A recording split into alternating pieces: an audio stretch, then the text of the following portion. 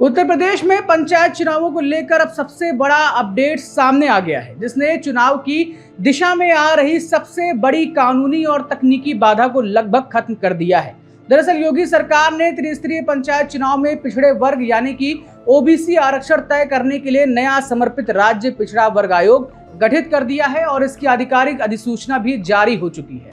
अब तक पंचायत चुनाव की राह में सबसे बड़ा रोड़ा यही था कि ओबीसी आरक्षण का सर्वे और सीटों का गणित तय नहीं हो पा रहा था, जिसकी वजह से चुनाव लगातार टल रहे थे।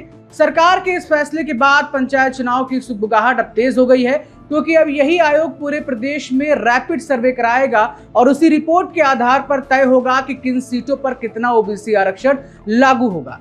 आसान भाषा में कहें तो पंचायत चुनाव का पूरा आरक्षण गणित अब इसी आयोग की रिपोर्ट पर टिका हुआ है और यही वजह है कि इसे पंचायत चुनाव की दिशा में सबसे बड़ा कदम माना जा रहा है।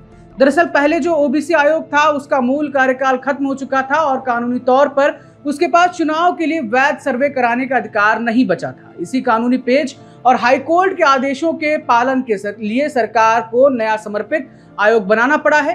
अब आयोग के गठन के बाद पूरे प्रदेश में डेटा जुटाने, रैपिड सर्वे रिपोर्ट तैयार करने और फिर सरकार की तरफ से आरक्षण की अंतिम अधिसूचना जारी होने में कई महीने लग सकते हैं। और यही वजह है कि अब पंचायत चुनाव तुरंत होते नहीं दिख रहे हैं, बल्कि माना यह जा रहा है कि ये पूरी प्रक्रिया होने के बाद ही अब चुनाव की तारीख तय होगी। यानी एक तरफ ग्राम प्रधानों का कार्यकाल खत्म होने का मामला हो तो दूसरी तरफ प्रशासकीय समिति बनाने की चर्चा और अब तीसरी तरफ ओबीसी आरक्षण तय करने के लिए नए आयोग का गठन।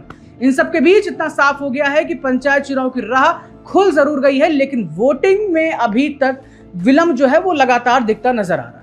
राजनीतिक और प्रशासनिक हलकों में भी ये चर्चा तेज हो गई है कि अगर सर्वे और आरक्षण की प्रक्रिया समय पर पूरी होती है तो उत्तर प्रदेश में पंचायत चुनाव अक्टूबर-नवंबर के आसपास कराए जा सकते हैं। यानी कि प्रधानों को तुरंत चुनावी मैदान में उतरना पड़ सकता है, लेकिन उससे पहले आरक्षण का पूरा गणित और कानूनी प्रक्रिया पूरी होना जरूरी है।